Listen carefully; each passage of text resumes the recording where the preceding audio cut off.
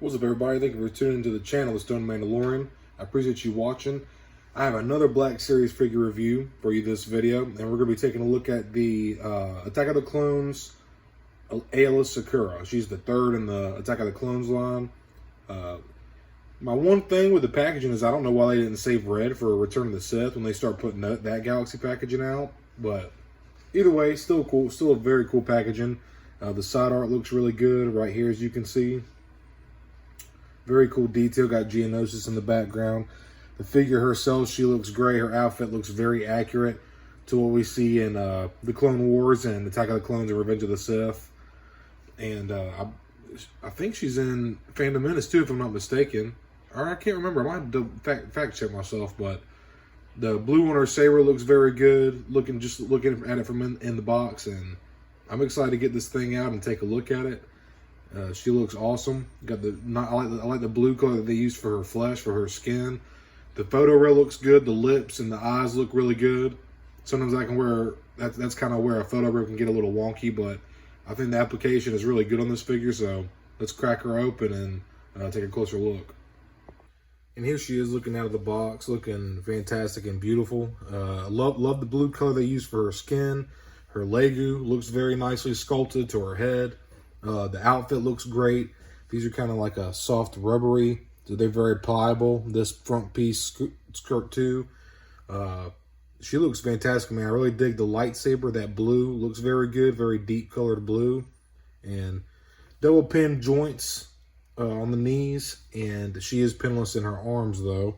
And it's kind of hard to pull off with these fleshy figures. It just looks kind of wonky, but looks pretty good, man. I think it looks awesome. I'm always excited to get more alien Jedi, female Jedi. It's always a plus.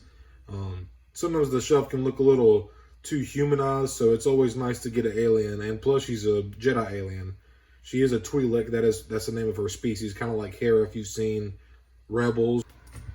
She was actually a very interesting Jedi too, because unlike many other Jedi who follow strict to a code, her and Kit Fisto were actually kind of had a crush on each other, were kind of in love with each other, but they both ended up, choosing to serve their duty and follow the code of the Jedi rather than pursue their passion and personal feelings for each other. And she actually struggled, in the comics it kind of goes more in depth with all this, but she actually has struggled with temptation from the dark side. And she's always been a pretty well-rounded, good Jedi, unlike couple others like you can name out there, like Ki-Adi-Mundi. If you don't know, he's actually one of the worst Jedi on the Order, and he is not a good Jedi at all. If do some Googling, you'll find out why. I'm not gonna go all into it on this video, but overall, she was a very good Jedi. Spent most of her life serving civilians and stuff. Like most Twi'leks were in slave trade and stuff like that, and served crime lords and stuff like that. But she lived her own life and was a very fearless warrior and very devoted to the Jedi Order. And something also interesting about her is, unlike most other Jedi Knights or Masters who are trained usually by either Mace Windu, Yoda, Count Dooku, or people like that, maybe even Plo Koon, she was actually trained by Quinlan Vos. So, if you don't know Quinlan Vos, Google him. He's also a very, very cool, more lesser known, mysterious Jedi. He was in a little bit of Clone Wars. Him and Obi-Wan kind of interact a little bit, and he's also referenced to. They reference Quinlan Vos in Episode 3, Revenge of the Sith, and also, obviously, like I said, the Clone Wars. And then I think in the Kenobi show, there's actually mention of him too when they're transporting those people or whatever. I forget. I have to rewatch Kenobi, but so definitely a cool character, and very happy to have this figure on the shelf. She pops on the shelf. She looks very good. So I'm going to get her off the stand and go through some articulation and some of the paint details and all that good stuff. So getting a closer look at her, let's pop out her lightsaber. Here's her lightsaber. Very nice blue. Very nice blue color to it. And the hilt is nothing fancy. And I need to do some more research. I don't know if this is actually what her lightsaber looks like, but got some nice gold on there. A little button right there. And the rest of it is just a very plain gray plastic. But the blue is very nice. Very nice blue. So that looks good. Always nice to have a a vibrant lightsaber. And then getting some close-ups of her here. Get this camera focused in. The eyes, her face looks very nice. The lips look nice. I like the kind of purplish pink color that they use for her lips. The eyebrows look nice. Her leg were very nicely sculpted. They are also somewhat pliable. You can move them around. And she can turn her head pretty good too. Obviously the leg gets a little bit in the way, but you can push that around and stuff. She can't really look up or down, really, but she does have some slight tilt. Not much, but she can turn all the way 360. And got some nice sculpting patterning on her top here. Kind of reptilian, almost looks like alligator skin or something. Very reptilian looking. Goes down here to the skirt piece. Very nice texture. I love the blue they used for her skin. Looks very nice. These are also these are like rubbery. They're pliable as well. She can get some good split action going. It's about as far as she can get for a split. She can get a full T going on. She has 2 vertical hinges. One here, vertical. And we have another vertical on the right hand. A little stiff. I love having vertical hinges on lightsaber wielders. It just helps for a lot of the posing.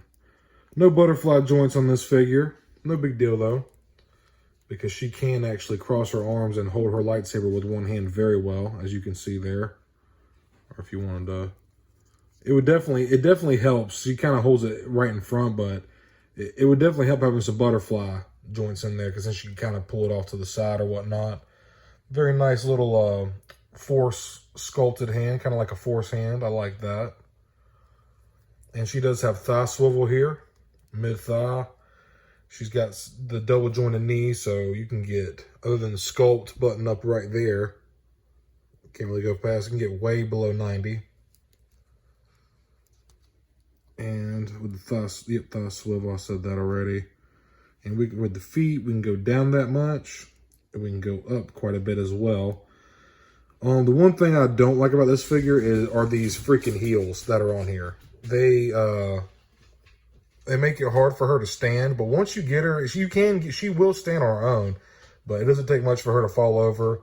Probably going to end up getting a stand for her, but not a big fan of these heels, but the boots are sculpted pretty nicely. Got some nice folds and creases. I'm trying to get this camera to focus. It's got some nice folds to it. Again, really nice texture on her outfit here. She does have some abdomen twist. She can crunch all the way back a pretty good bit, and that's about not really much far forward. She's got very good kick out. I'm trying to get this damn camera, y'all. Bear with me. Good kick out. She's got not really any kickback. Not really any kickback, yeah. But yeah, man, this is an awesome figure. I'm very happy to have her. She looks great. Very nice figure. I love the details on the clothes. Very nice sculpt. Again, I love having more aliens on the shelf, and a Jedi alien at that. You ain't gonna hear me complain. Deep cut on the knees right here. And the arms, you can get a little bit below 90. That's about as far down as they can get. Her arms do rotate 360 degrees around. She's got elbow swivel. So, and the hands also turn all the way around as well. But yeah, man, very awesome figure. Super happy with her. And yeah, awesome figure, man. Gonna do some side-by-side comparisons here. Here she is next to the Clone Wars Season 7 Maul. And Maul is a tad bit short just because I have his stance. I kind of got him in a wide stance. Here she is next to Count Dooku. Also have him in kind of a wider stance as well. Got her here next to the Phase 1 Clone Trooper. Here's Padawan Ahsoka next to her. And finally, here she is next to Mace Windu. Alright, everybody, so that wraps up this review.